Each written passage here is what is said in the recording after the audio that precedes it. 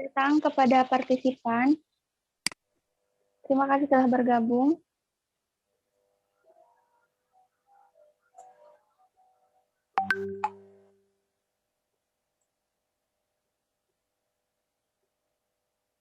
Selamat datang kakak-kakak yang telah bergabung.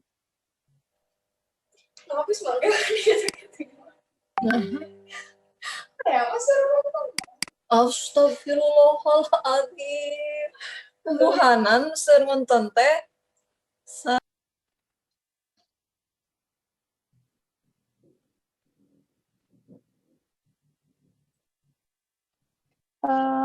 Kita tunggu sekitar 3 atau 5 menit untuk menunggu partisipan lain gabung.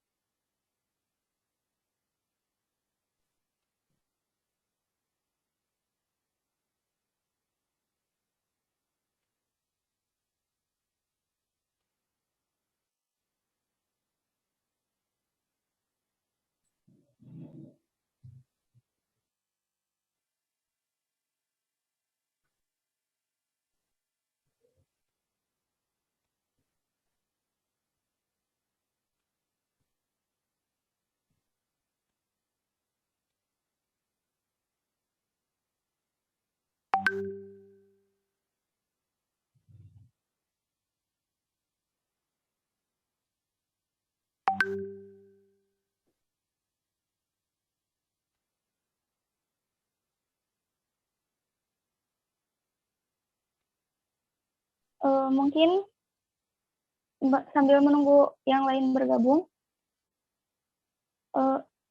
maaf, sebelumnya ada pertanyaan dari Belis. Pakai HP, Bu.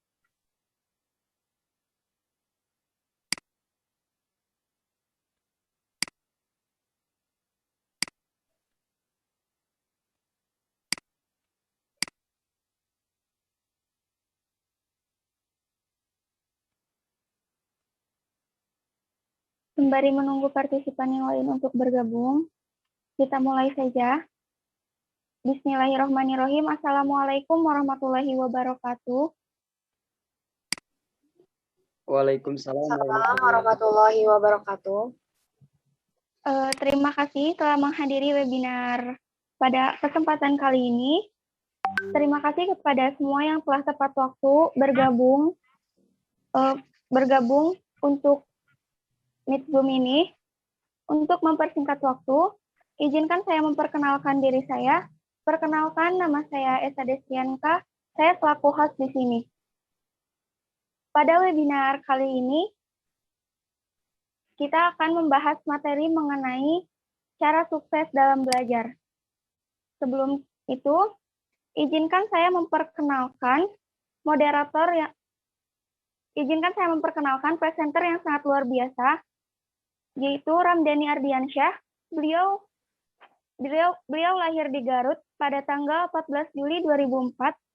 Beliau mempunyai hobi yaitu olahraga.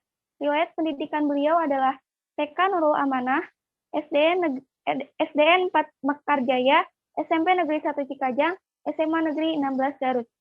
Prestasi yang pernah beliau raih yaitu juara umum kelas 8, juara 1 pidato tingkat sekolah, juara harapan 2 pidato tingkat sekolah, juara 3 pidato pentas PAI antar kelas.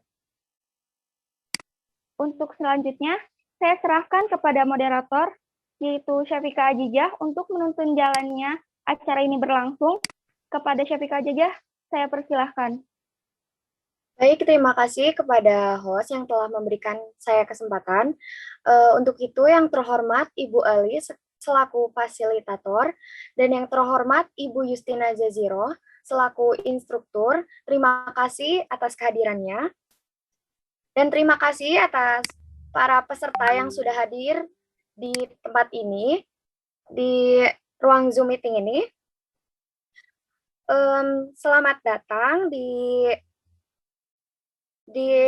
pertemuan kali ini, di mana topik kali ini yang akan dibawakan oleh presenter yaitu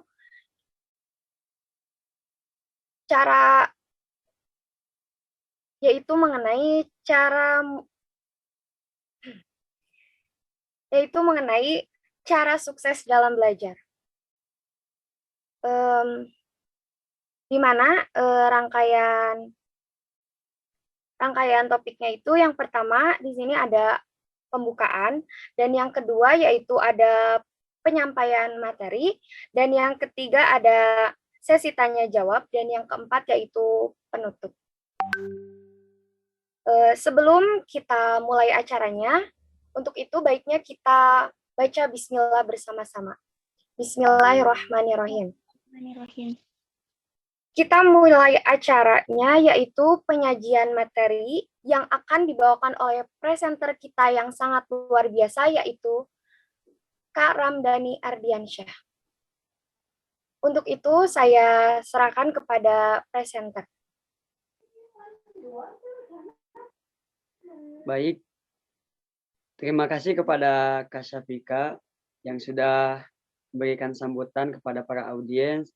Mudah-mudahan para audiensnya bisa mengikuti Pikon kali ini dengan sungguh-sungguh ya, bisa mengikuti dari awal sampai akhir. Nah, topik dalam pertemuan kali ini yaitu tentang cara sukses dalam belajar. Nah, sebelumnya izinkan saya untuk memperkenalkan diri. Nama saya Ramdhani Ardiansyah. Saya berasal dari SMA Negeri 16 Garut, yang dimana saya di sini dipercaya untuk menyampaikan materi. Baik, bismillahirrahmanirrahim. Kita lanjut saja ke dalam pematerian. Nah, izinkan saya untuk share screen.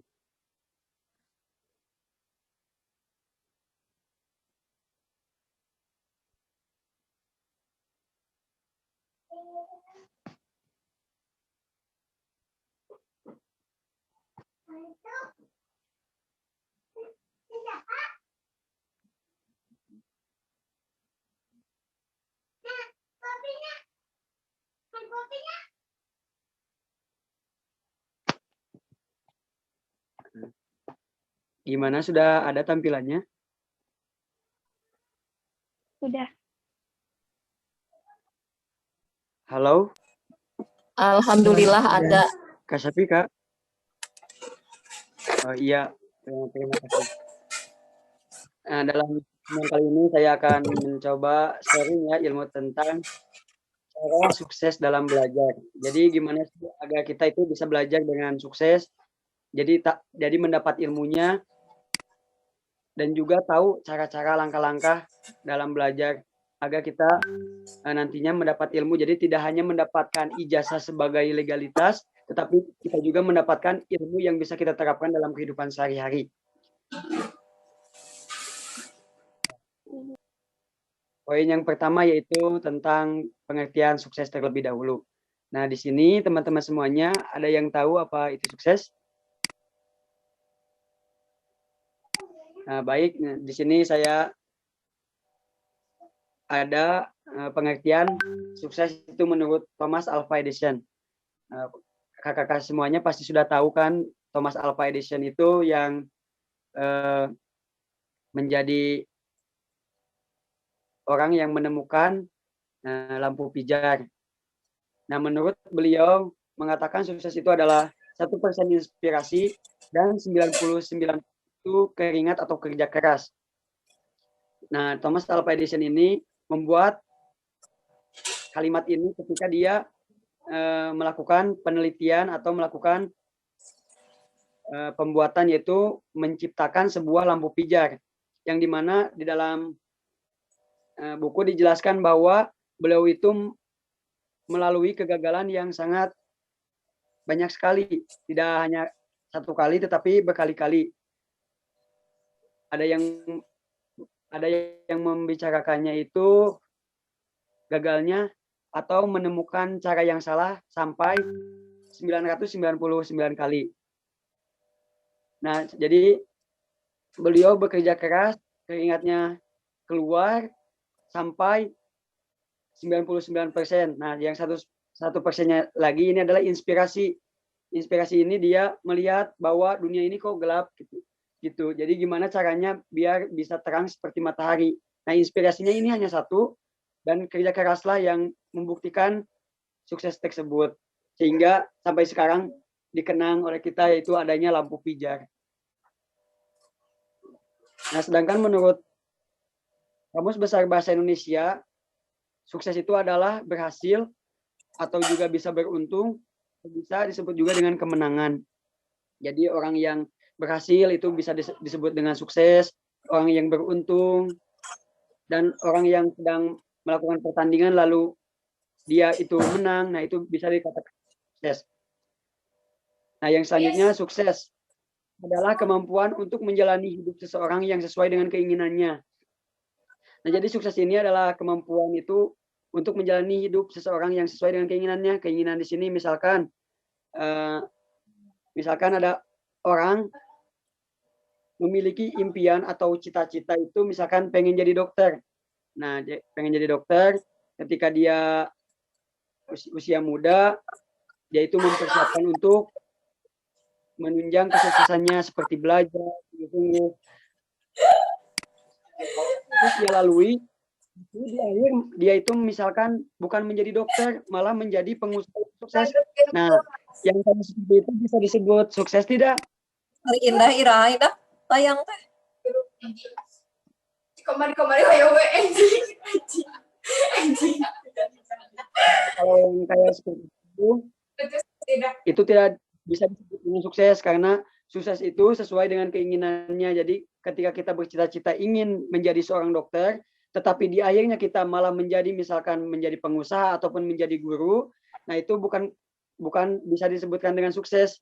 Tetapi sukses ini menurut pengertian ini, jadi sama antara keinginan dengan pencapaian. Jadi misalkan keinginan jadi dokter dan tercapai pun menjadi dokter, nah itu bisa dikatakan dengan sukses. Kita lanjut saja. Jadi bagaimana sih cara agar sukses dalam belajar? Nah, langsung ke cara-caranya. Nah, cara sukses dalam belajar. Yang pertama, yaitu selalu melakukan sesuatu lebih dari apa yang dilakukan oleh orang lain. Nah, di muka bumi ini manusia itu menurut buku yang ditulis oleh Tendi Murti, bahwa manusia itu terbagi menjadi 3 tipe. Yang pertama adalah orang yang mengurangi standar. Nah, orang yang mengurangi standar ini adalah orang yang ketika diperintahkan atau ketika diarahkan, dia itu tidak mematuhinya, tidak melakukan apa yang diperintahkan. Nah, orang tersebut dia itu akan kesulitan dalam mewujudkan impiannya, dan orang tersebut pun akan susah berkembang. Nah, saya misalkan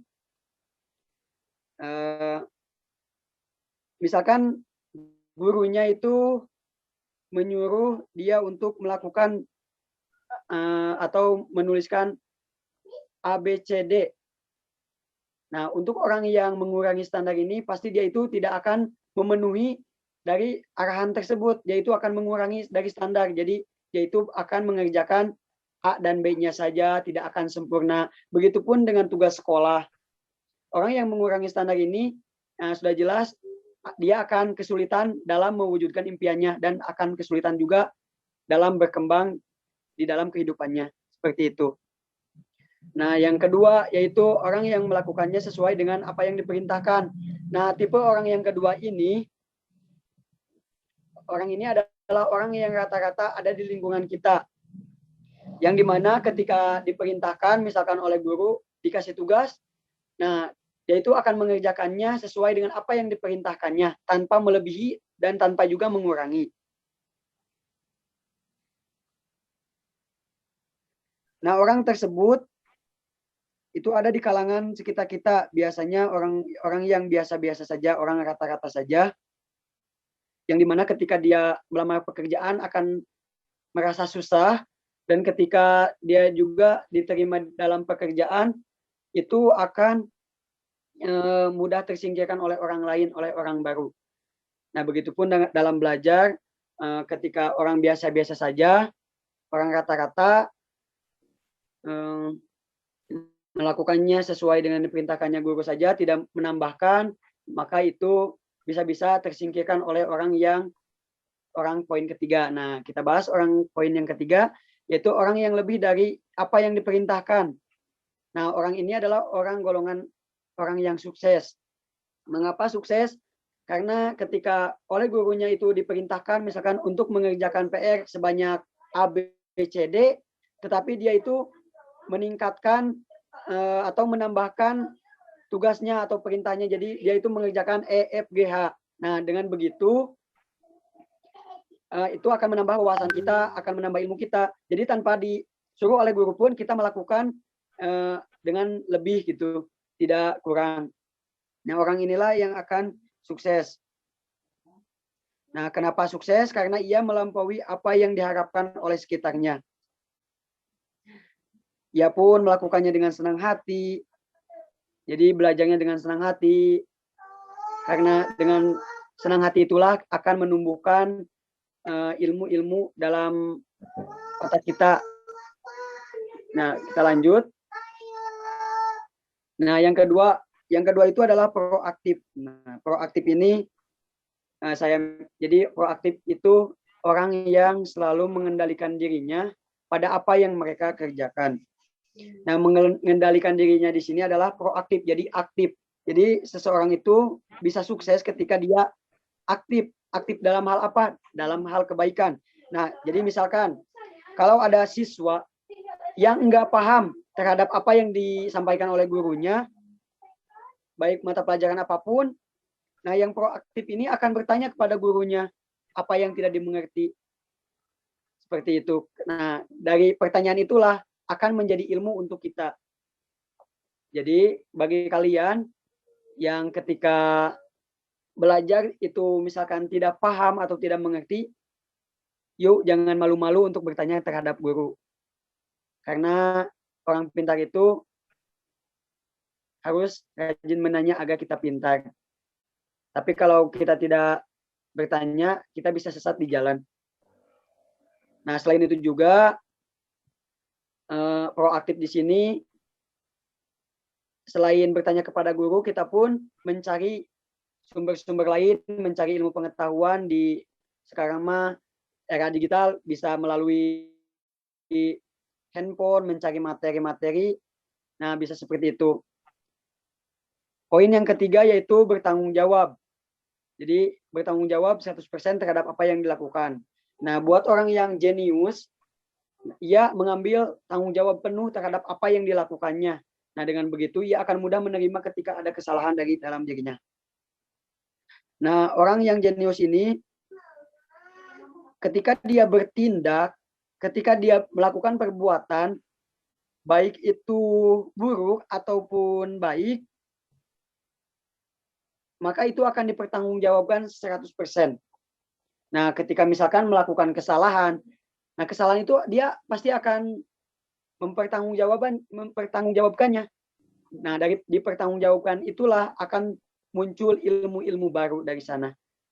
Seperti tadi, Thomas Alva Edison memiliki cara yang salah sampai 999 kali. Nah, itulah yang akan menjadi ilmu ketika kita melakukan kesalahan. Jadi belajarlah dari kesalahan diri sendiri, bukan dari kesalahan orang lain. Begitupun dalam belajar, jadi ketika kita misalkan nilainya masih belum memuaskan, ya kita bisa belajar dari kesalahan tersebut. Dengan belajar yang rajin, tekun, itu akan membuat kita lebih bisa menguasai materi, sehingga akan membuat kita sukses dalam belajar. Nah, yang keempat yaitu tunda kenikmatan kalian.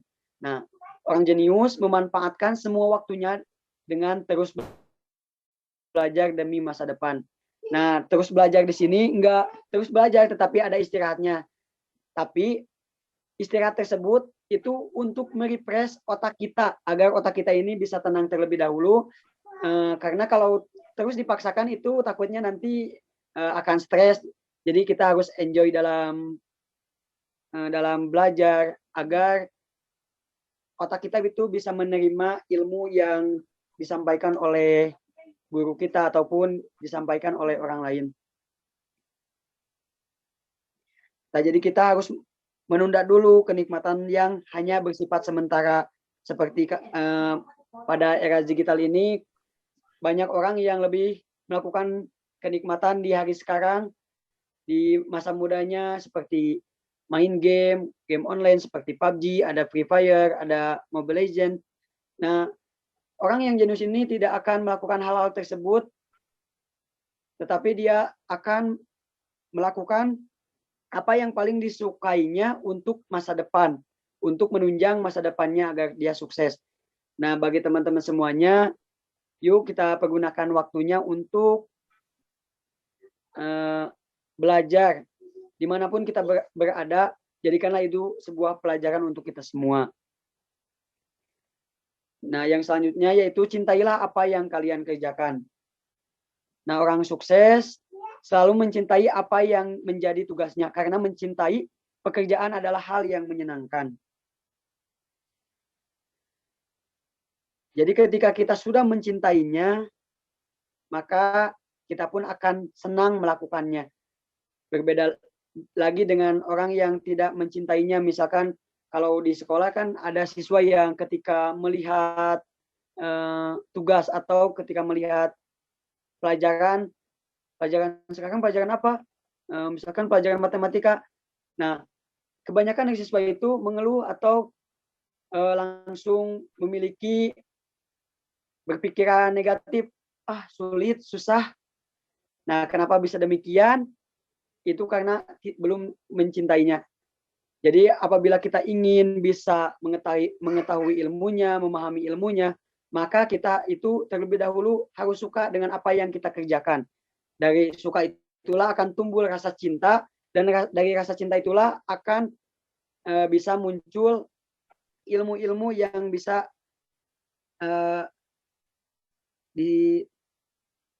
menerap di otak kita.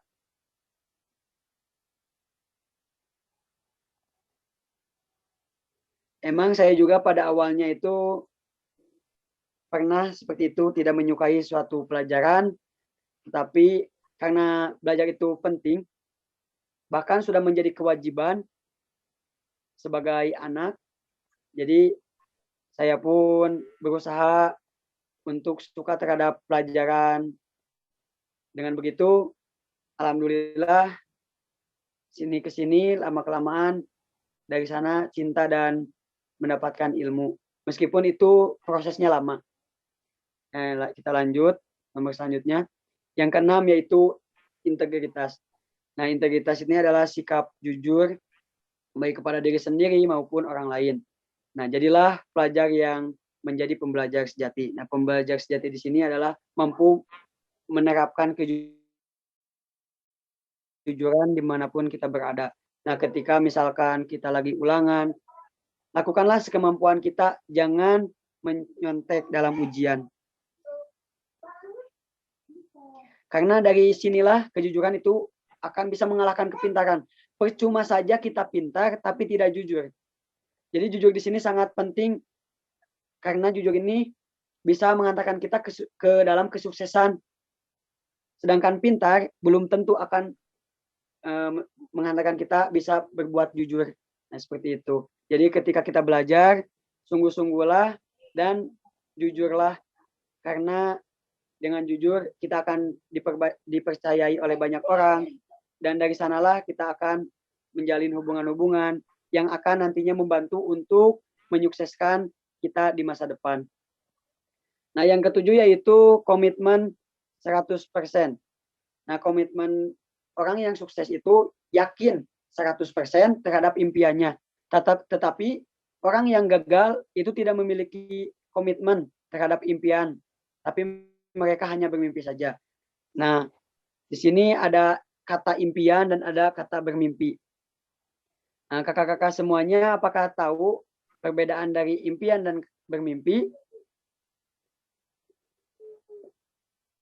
Tidak. Ya, jadi saya analogikan ya. Jadi misalkan dalam sebuah percakapan, si A itu berbicara, saya ingin punya motor tahun depan. Nah, si B bertanya, gimana kalau tahun depan itu tidak terwujud? Yang A itu akan menjawab lagi, berarti tahun depannya lagi, katanya. Nah, kita bandingkan dengan percakapan yang berikut ini. Itu percakapan yang pertama, ini percakapan yang kedua. Sama percakapannya yang pertama dia itu, saya ingin memiliki motor tahun depan. Si B bertanya, gimana kalau tahun depan itu tidak bisa beli motor?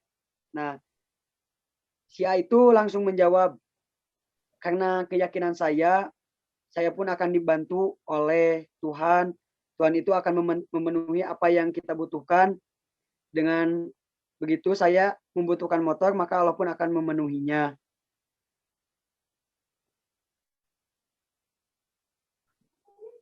Meskipun saya belum tahu caranya untuk membeli motor, tapi saya harus bekerja keras untuk mewujudkan impian ini. Saya akan melakukan usaha-usaha seperti berbisnis untuk memiliki uang dan bisa menyicil atau menabung untuk membeli motor. Nah, jadi kita bisa bandingkan antara percakapan 1 dan percakapan 2. Yang dimana percakapan 1 itu dia hanya berangan-angan, hanya bermimpi saja, tidak memiliki impian. Jadi ketika saya ingin memiliki motor tahun depan, tapi ketika ditanya gimana kalau enggak tahun depan, di tahun depannya lagi. Nah, ketika di tahun depannya lagi gitu, seterusnya dia itu akan berkelanjutan seperti itu, sehingga itu tidak akan menjadi kenyataan. Sedangkan orang yang percakapan kedua, ketika ditanya gimana kalau tahun depan itu tidak bisa beli motor, tapi jawabannya itu dia itu akan berusaha dengan kerja kerasnya, dengan kemampuan diri sendiri untuk mewujudkan impian tersebut. Nah, jadi bermimpi dan impian itu berbeda. Jadi untuk kakak-kakak semuanya, kita harus memiliki impian, kita harus memiliki target agar kita itu bisa bersungguh-sungguh dan bisa membuat mind mapping, yang dimana mind mapping itu berisikan tentang cara-cara atau langkah-langkah untuk meraih impian kita. Nah, seperti itu. Nah, dan yang ke-8 yaitu memaafkan diri sendiri. Nah, kenapa kita harus memaafkan diri sendiri? Karena apabila kita masih berlarut dalam kesalahan, kita itu tidak akan pernah bangkit. Jadi cobalah untuk memaafkan diri sendiri agar hidup lebih tenang. Dan hidup pun akan memiliki pikiran yang jernih, sehingga akan optimis kembali dan yakin akan lebih baik lagi ke depannya. Nah, ini dapat dimisalkan seperti misalkan kita ketika ulangan dan ketika kita berulangan itu jujur dan mendapatkan hasilnya itu misalkan tidak sesuai yang diharapkan, misalnya di bawah KKM misalkan nilainya itu kurang, maka kita itu harus bisa memaafkan diri sendiri dari masa lalu tersebut. Tetapi syukurilah hasil tersebut dan mulai memaafkan diri sendiri. Karena kalau kita menyalahkan terus terhadap kita diri sendiri, misalnya seperti yang tadi, menyalahkan tentang nilai yang kita dapatkan yang tidak sesuai dengan yang diharapkan, maka kita itu tidak akan pernah bangkit. Maka dari itu ketika kita sedang ada dalam keterpurukan, ketika kita selalu melakukan kesalahan, maafkanlah diri sendiri agar hidup ini bisa lebih tenang dan bisa lebih optimis dalam meraih cita-cita yang selanjutnya. Nah, mungkin itu yang bisa saya sampaikan.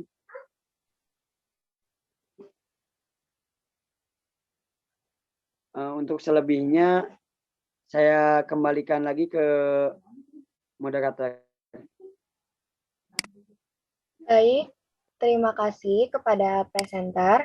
Untuk sesi selanjutnya yaitu sesi tanya jawab dan diharapkan kepada peserta sambil sesi tanya jawab mengisi absensi di kolom chat.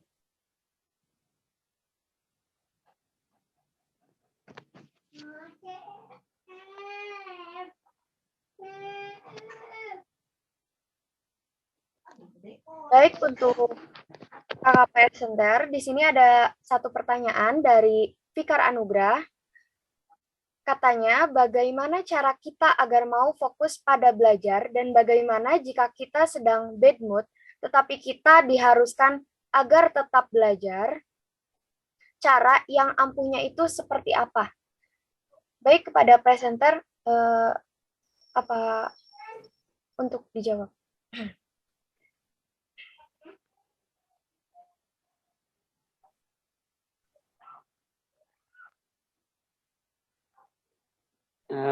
Terima kasih ya kepada saudara kakak yang sudah memberikan pertanyaannya. Di sini pertanyaannya bagus ya, luar biasa. Bertanya tentang bagaimana cara kita agar fokus dan agar kita tetap bisa belajar walaupun dalam keadaan bad mood, ya cara ampuhnya. Saya pun pernah ya merasakan seperti itu.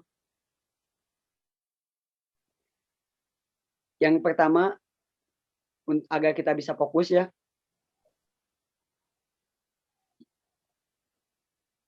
itu bisa dilakukan. Yang pertama itu niat. Niatnya itu harus kuat. Ketika kita niatnya hanya sebatas main-main saja, itu fokusnya kita akan buyar, akan tidak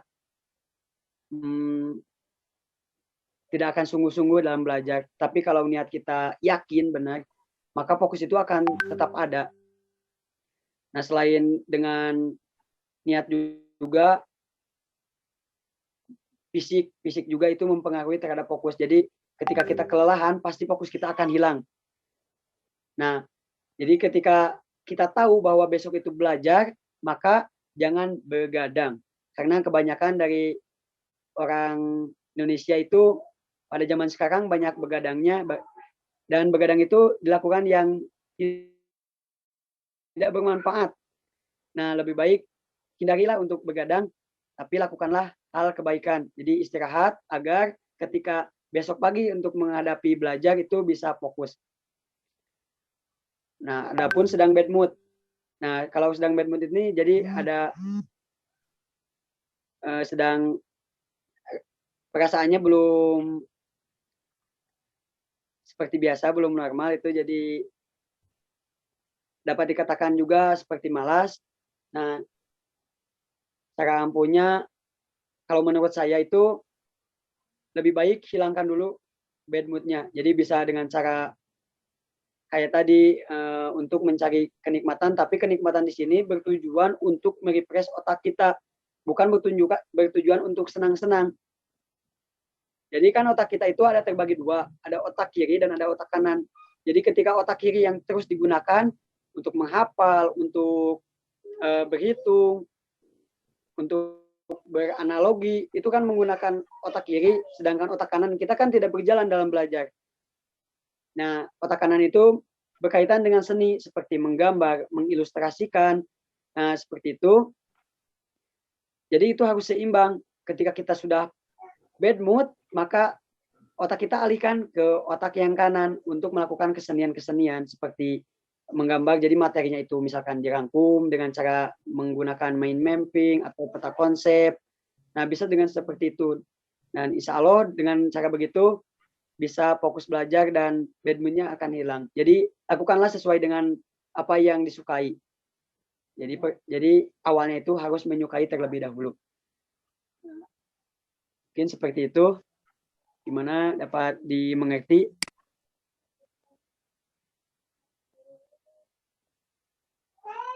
Baik, terima kasih kepada presenter yang sudah menjawab.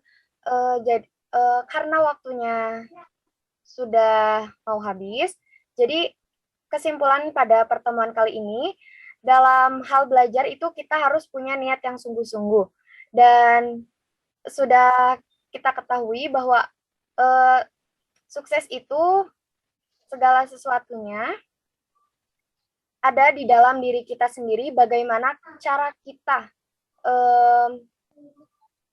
mengatur hal itu. Untuk selanjutnya saya serahkan kembali kepada host.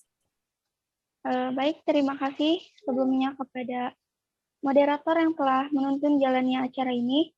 Terima kasih juga kepada presenter yang telah menyampaikan materi dengan baik. Dan terima kasih kepada seluruh partisipan yang telah bergabung sampai selesai. Dan jangan lupa untuk presensi.